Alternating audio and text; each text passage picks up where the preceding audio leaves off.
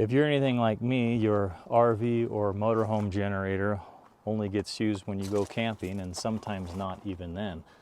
These usually have relatively low hours because of the limited use they receive. Can't I use my RV or motorhome generator to power my home in the case of a power outage? You absolutely can. Mine happens to be a quiet diesel, but they don't have to be. You can use your gasoline owning generator or other generators instead of going and purchasing a separate one and plugging into your home. You can take power out of here and use it in your home. I'll show you how.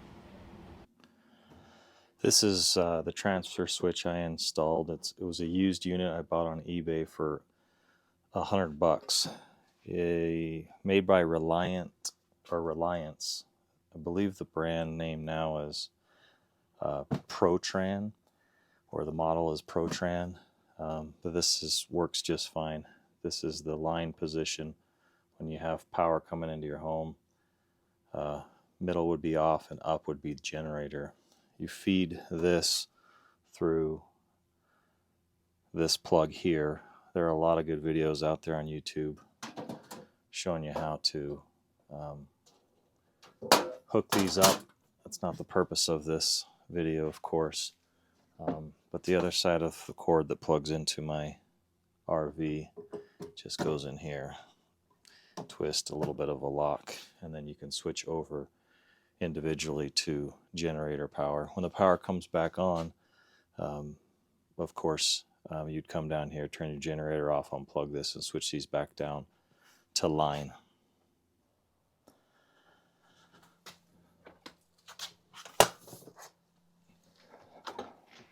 The other end of this line run underneath the motorhome in appropriate spots.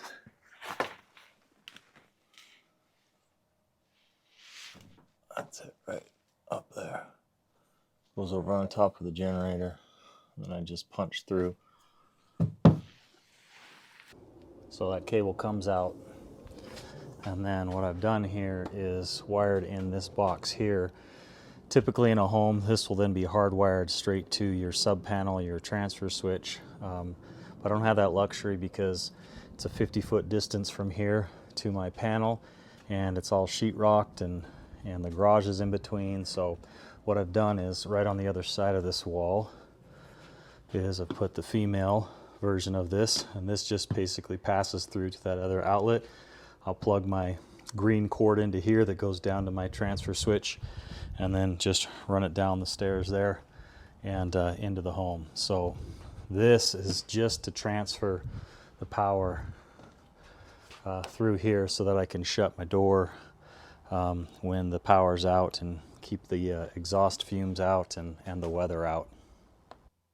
Just a little information on the cord. Because it's 30 amp, you need to use 10 gauge wire. If it was 20 amp, you get away with 12 gauge, but it's a 30 amp breaker. To be safe, you want a 10 gauge line. The best price by far I found on this was wireandco.com. I think it's wire, the letter nco.com. I'll leave a link.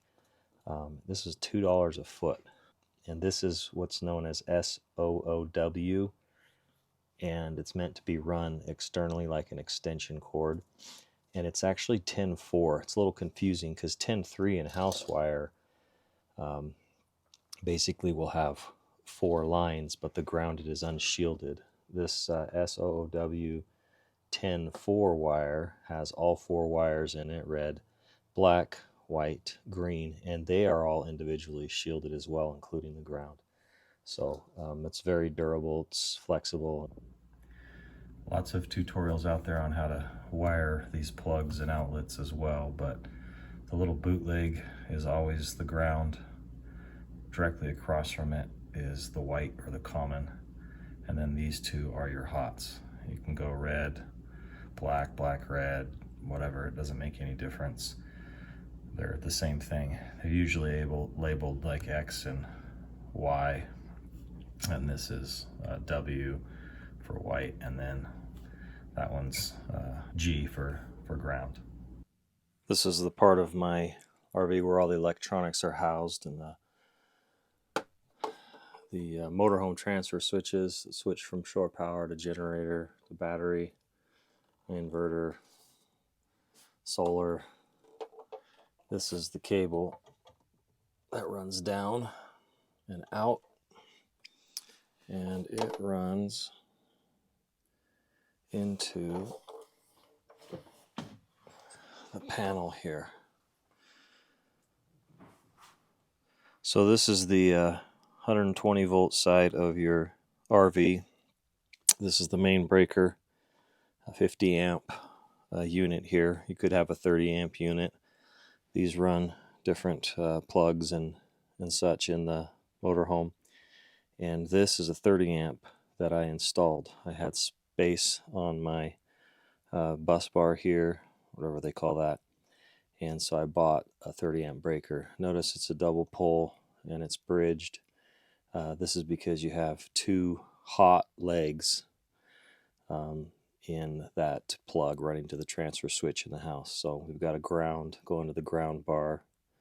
We've got the common or the white. And because it's 30 amp and you've got two legs of hot here, you've got a double pole breaker. So it really doesn't matter which one of these goes into which one of these breakers. The reason you want the bar is because if one of these legs were to, short out or trip in the house, if you didn't have the bar, you would be keeping this one live. So you basically want this so that if one of them trips, they both trip and you have no power going to that, so you don't, accidentally electrocute yourself. I just want to clarify some things here. As I watch the video back, I want to make sure some things are clear. This has the cover panel on it. This is the 30 amp breaker we're talking about right here. And you've got the red and the black coming out. Each one of those lines is a 120 volt line, 30 amps. And that'll feed one half of your transfer switch or sub panel in your home. And then the other half is also 120, 30 amp, and that'll feed the other half of your transfer switch in your home.